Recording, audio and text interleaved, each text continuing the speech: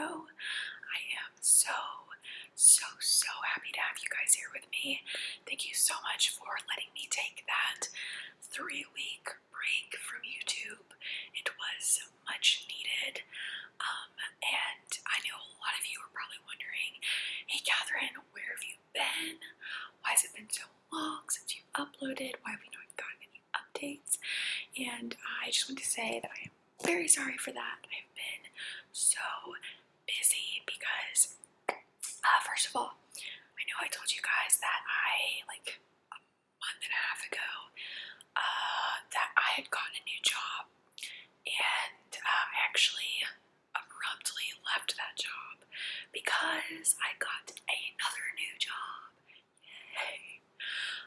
And I actually have a really awesome job that I am very excited to have, and I think it's gonna come as a huge surprise to you guys.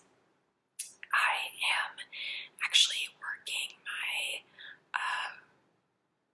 there's a weird sound. Sorry. I am actually working as a full-time television producer. That is right. It is so exciting. I worked so hard to get to where I am today, and I'm just so grateful for everyone that has supported me, and even for those people that gave me that job. And not only that, I am a TV producer for a true crime show. Oh my gosh. It's like so amazing. You guys know how much I love true crime, and it is totally just heaven. It is heaven sent that I have this job as a true crime TV show producer, and it's just absolutely insane how incredibly lucky and gifted I've been since I graduated college, and to have gotten this amazing job. So again, thank you so much for all the support and for understanding that I needed to take some time off, because I actually just wrapped up my 3rd week in my new position as a TV producer. So I'm sure, as you guys can imagine, that being a TV producer is very hectic and requires very, very long hours. So that leaves me with not a lot of time to film, unfortunately, because I get home pretty late in the evening, and I have to work very early in the morning. So, but if you guys are interested in hearing more about the TV show that I'm the producer on, if you want to know what that process is like, if you just want to overall know about my job as a real television show producer, let me know in the comments down below. What do you guys want to know about it? So with that said, we are going to jump into today's video. I am very excited to bring it to you guys today. It is one of my absolute favorite cases. I've watched so many documentaries on this case. I've watched like 2020 episodes, Dateline episodes. It has been thoroughly covered in the media in the last couple of years. So I thought it would be a great one to cover with you guys today. It is not a case that I was suggested by anyone. I actually do have quite a long list of cases that you guys suggested to me that I'm going to get to very soon. But I just really want to kind of kick off my return to YouTube by doing one of my favorite cases, and that is the case of Gypsy Rose Blanchard. So as I'm going to be doing this case, I am going to be reading about the case because there is so much information in this case. I really don't think I would be able to do it any justice for Gypsy unless I read the facts verbatim. So if you don't like that, I apologize. Like 95% of my videos are all from my own notes. They are not read. So if you are not interested in watching this, or I'm going to be reading verbatim, then feel free to exit out and watch one of my other videos. Otherwise, if you're still with me, let's go ahead and jump in. Like I said, this is one of my favorite cases, and it's very tragic, and it's one of the few cases where I've actually really felt for the perpetrator and not the victim at all. So if you are not familiar with this case, you will be here in a couple minutes, and you'll understand what I mean. So I'm going to be giving a short synopsis in the beginning, and then we'll be jumping into more details regarding the case.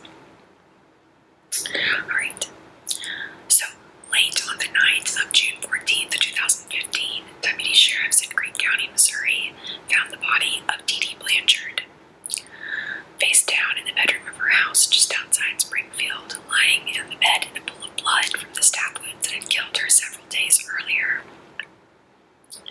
There was no sign of her daughter, Gypsy Rose, who, according to Blanchard, suffered from leukemia, asthma, muscular dystrophy, and several other chronic conditions, and had the mental capacity of a 7-year-old child due to brain damage she suffered as a result of her premature birth.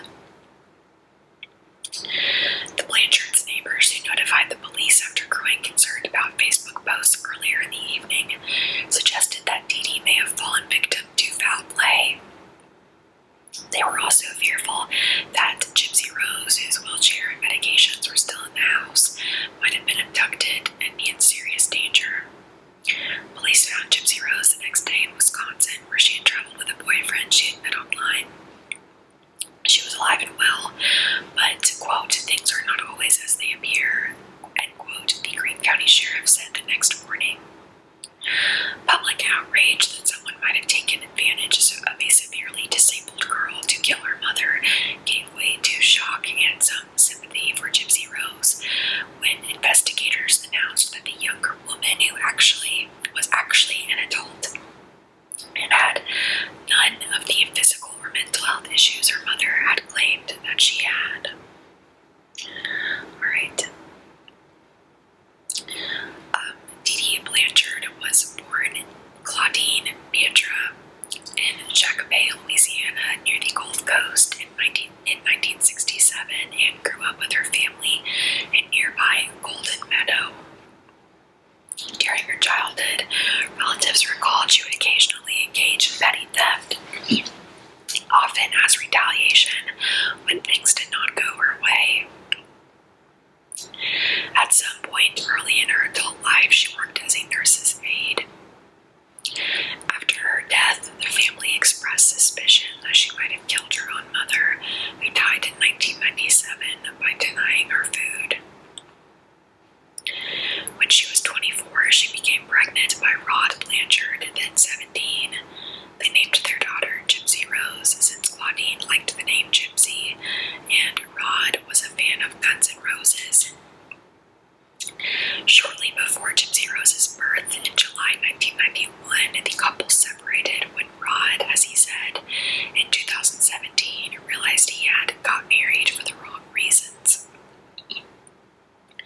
Despite Claudine's efforts to get him to return, he did not, and she took her newborn daughter to live with her family.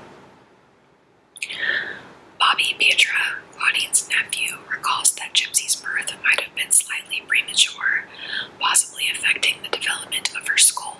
Other than that, she had no known health issues.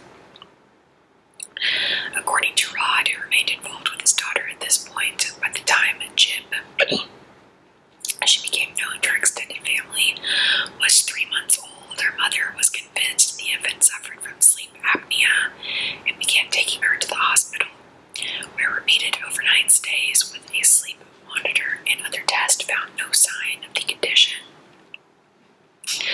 Nevertheless, he recalls, Claudine became convinced that Gypsy had a wide range of health issues, which she attributed to an unspecified chromosomal disorder. When Gypsy was 7 or 8, Bobby recalls she was riding on her grandfather's motorcycle when he had a minor accident. She suffered an abrasion to her knee, which her mother said was a viable sign of injuries that would require several surgeries to treat properly, and from then on, Gypsy was confined to a wheelchair.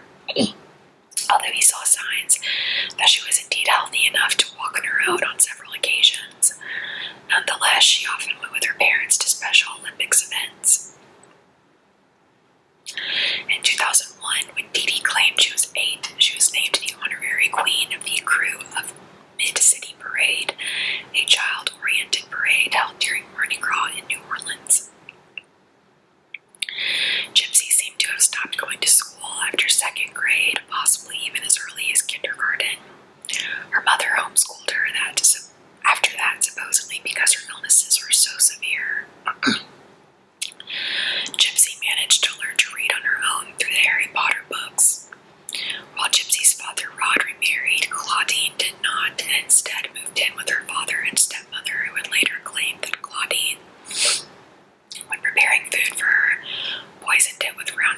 killer, leading to her own chronic illness during the period. During that time, she was arrested for several minor offenses, like writing bad checks. When the podiatrist began to regularly comfort her about her treatment of Gypsy and expressed suspicion about her role in her stepmother's health, she left with Gypsy for Slidell. Although the family would not know this for several years, her stepmother's health returned to normal shortly afterwards.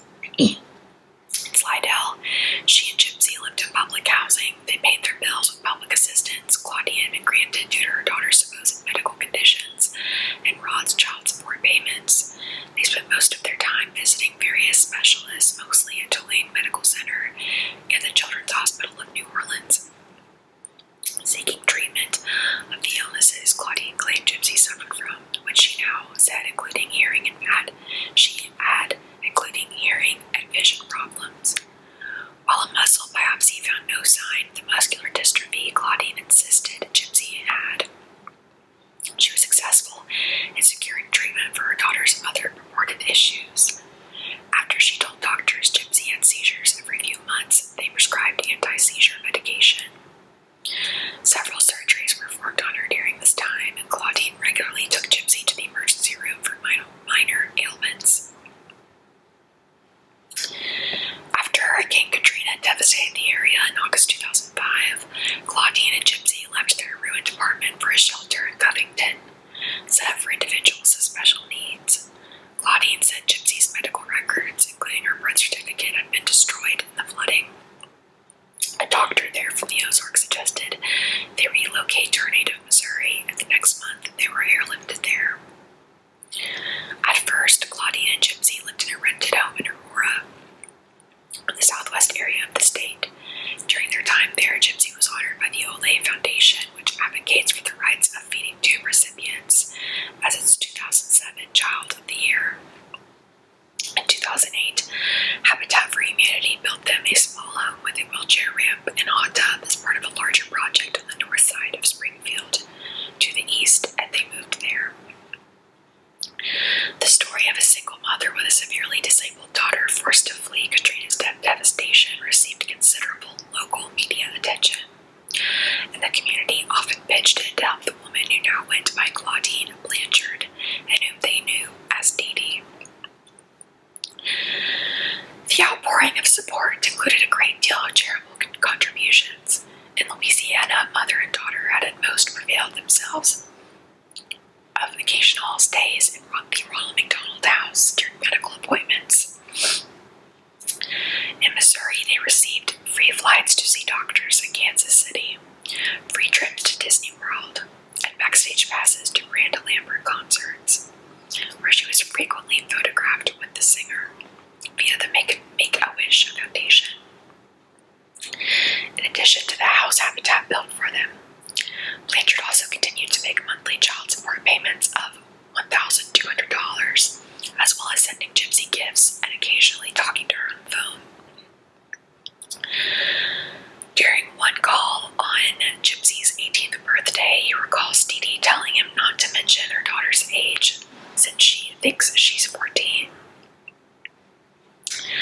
Rod and his second wife regularly hoped to get to Springfield and visit, but for a variety of reasons, Dee Dee would change plans.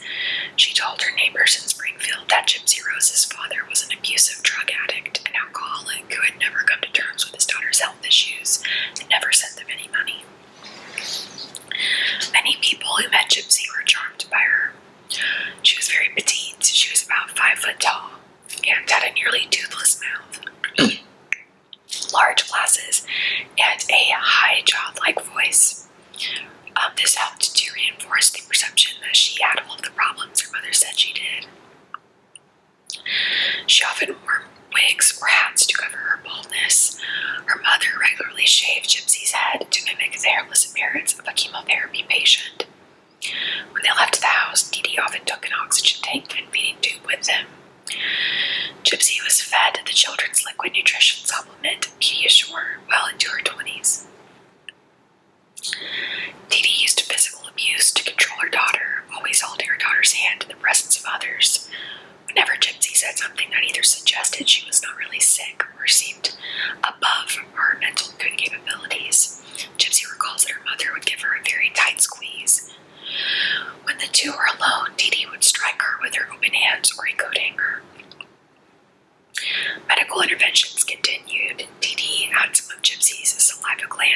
with Botox, then extracted altogether to control her drooling, which Gypsy later claimed her mother had induced by using a topical anesthetic to numb her gums before doctor's visits. Tubes were implanted in her ears to control her myriad reported ear infections. Alright, so as she got older, she started to get a little bit more independent. While those close to her still believed she was a teenager, by the 2010s she was indeed an adult and began to test the limitations of her mother's care. A neighbor recalls an incident either in 2009 or 2010 where Gypsy showed up at her door one night without her wheelchair, seeking a ride to a local hospital to visit a man with whom she shared a romantic interest in. The man had been assaulted by a group of people familiar with Gypsy's medical history, who felt that he was taking advantage of a mentally challenged underage girl. At the hospital, Gypsy produced a birth certificate that gave her correct date of birth, proving that she was of legal age. Dee Dee went to the hospital, where she said that the birth certificate was an incorrect version issued after Katrina, apparently proving it with the, quote, real birth certificate, given a more recent birth date. Reportedly, Gypsy was made to apologize to everyone for the situation. Since 2001, Gypsy had attended science fiction and fantasy conventions, sometimes in costume, since she could blend in even in her wheelchair. At an event in 2011, she made what may have been another escape attempt that ended with her mother finding her in the hotel room with a man she had met online. Again, Dee Dee produced the paperwork, given Gypsy's false younger birth date, and threatened to inform the police. Gypsy recalls that afterward, Dee Dee smashed her computer with a hammer and threatened to do the same to her fingers if she ever tried to escape again. She also kept Gypsy leashed and handcuffed to her bed for 2 weeks. Dee Dee later told Gypsy that she had filed paperwork with the police claiming that Gypsy was mentally incompetent, leading Gypsy to believe that if she attempted to go to the police for help, they would not believe her. Sometime around 2012, Gypsy, who continued to use the internet after her mother had gone to bed to avoid her friend's supervision, tightened supervision, she made contact online with a man named Nicholas Gojon, a man who was around her age from Big Bend, Wisconsin. She originally claimed they had met on a Christian singles group. A Facebook page from that year with their names combined gives their status as in a relationship. Gojon had some issues of his own, a criminal record for indecent exposure, and a history of mental illness, stated at times to be either multiple personality disorder or autism. In 2014, Gypsy confided to Aaliyah Woodmansey, a 23-year-old neighbor who, unaware that Gypsy was really close to her own age, considered herself a big sister, that she and Gojon had discussed eloping and even had chosen names for potential children. Gypsy, who had 5 separate Facebook accounts, and Gojon flirted online, their exchanges sometimes using BDSM elements, which Gypsy had since claimed was more what he was interested in. Woodmansey tried to talk her out of it, still thinking Gypsy was too young and possibly letting herself get taken advantage of by an online sexual predator. She continued Gypsy's plans, considered Gypsy's plans just fantasies and dreams.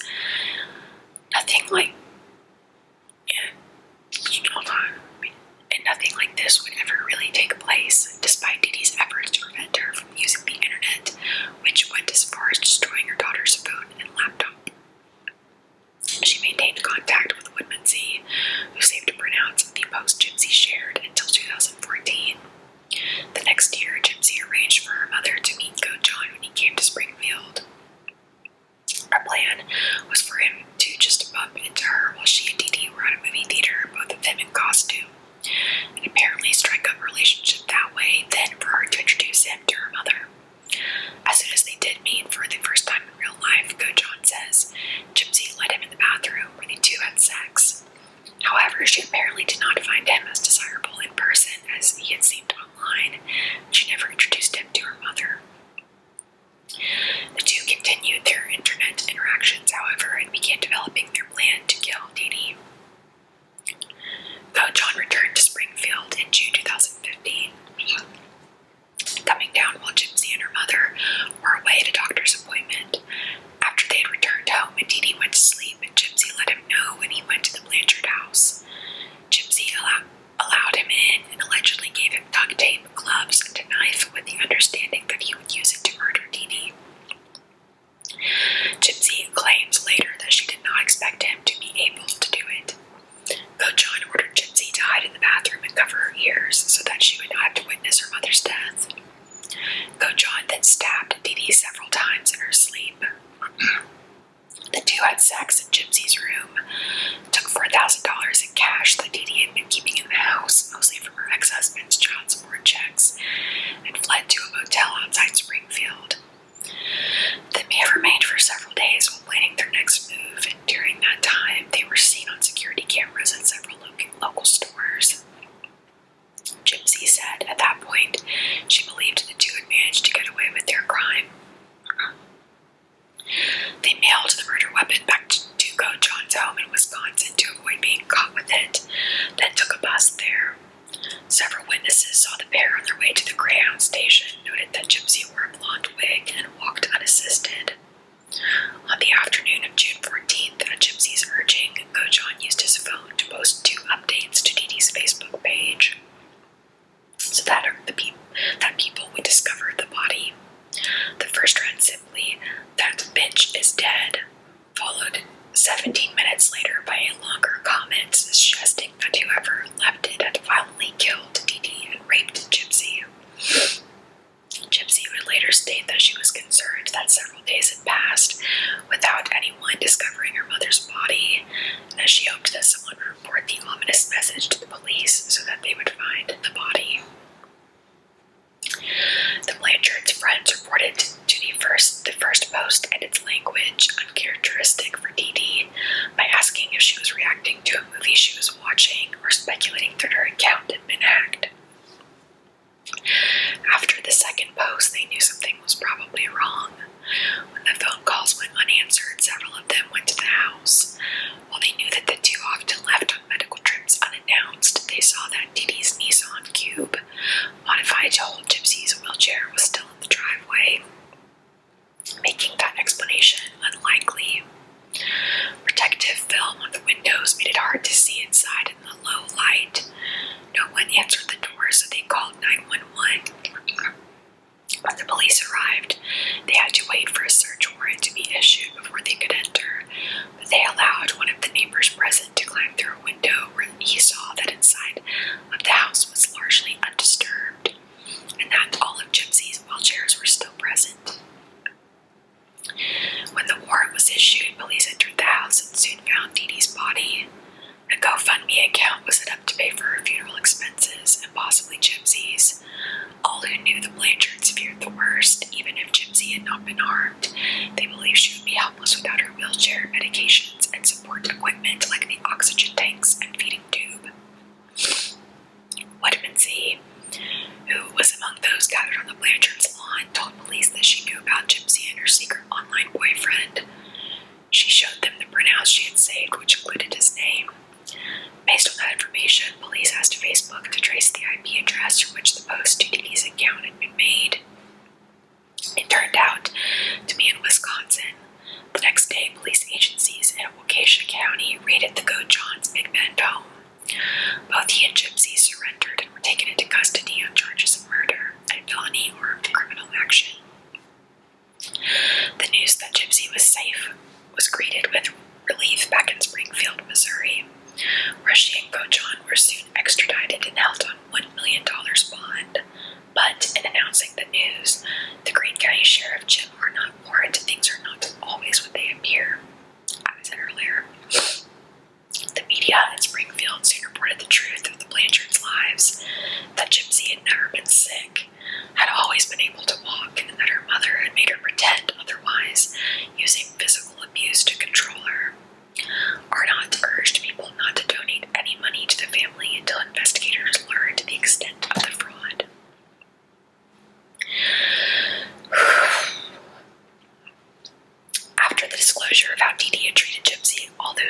Gypsy's sympathy for her as a victim of a violent murder rapidly shifted to her daughter as a long-term victim of child abuse. While the charge of first-degree murder can carry the death penalty under Missouri law or life without parole, County Prosecutor Dan Patterson soon announced he would not seek it for either Gypsy or John, calling the case extraordinary and unusual. After her attorney obtained her medical records from Louisiana, he secured a plea bargain to second-degree murder for Gypsy. So undernourished was Gypsy that during the year she was in county jail, he told BuzzFeed later, she actually gained 14 pounds, in contrast to most of his clients who lose weight in that situation. In July 2015, she accepted the plea bargain agreement and was sentenced to 10 years in prison. John still faces the more severe charge as prosecutors contend he initiated the murder plot, and both he and Gypsy agree that he was the one who actually killed Dee Dee. Her plea bargain agreement does not require her to testify against him. In January 2017, his trial was postponed when prosecutors requested a second psychiatric exam. His lawyers contend that he has an IQ of 82 and is on the autism spectrum, suggesting diminished capacity. He had initially waived his right to a trial by jury, but changed his mind in June of that year. In December 2017, the judge set John's trial for November 2018. Alright, so Gypsy and many of the people who knew her and Dee Dee have talked about the case and her life with her mother since the murder. First in a 2016 BuzzFeed article by Michelle Dean, and later in a 2017 documentary film, Mommy, Dead and Dearest, by filmmaker Aaron Lee Carr. And that is where I first heard about the case, and let me just say, it's a great movie. The friends and neighbors who had always looked out for the mother and daughter engaged in considerable soul-searching about how they had been deceived. Aaliyah Woodmansey, whose information about Gypsy's relationship with John led police to the couple the day after Dee Dee's body was discovered. She said she cried out of disbelief upon hearing that Gypsy had never been sick or disabled. Her mother recalled how everyone had accepted Dee Dee's claims without asking for proof, and wondered if the mother and daughter had been secretly laughing at their neighbor's naivety. Kim Blanchard, who's not related to them, would have called the deputy who had called the deputy sheriffs to the house that night before, said, "What have I been believing? How could I have been so stupid?" Despite the disclosures, 60 people attended a candlelight vigil Blanchard organized for Dee Dee in downtown Springfield the night after the body was discovered. So today, Gypsy is now serving a sentence in Missouri's Chillicothe Correctional Center, and she did not talk to the media until after she had made her plea. When she did, she told BuzzFeed reporter Michelle Dean that she'd been able to research Munchausen syndrome per proxy on prison computers, and her mother had every symptom. "I think she would have been the perfect mom for someone that actually was sick," she said. She believed Dee Dee's claim that she had cancer, even if she knew she could walk and eat solid food, leading her to assent to the regular head shavings. However, she always hoped the doctors would see through the ruse, and she was frustrated that none besides a plasticine did. So that is pretty much it. That is all that I am going to do for today's case. I hope you guys enjoyed. If you have a suggestion on what cases you guys would like to see next, let me know down there in the comments below.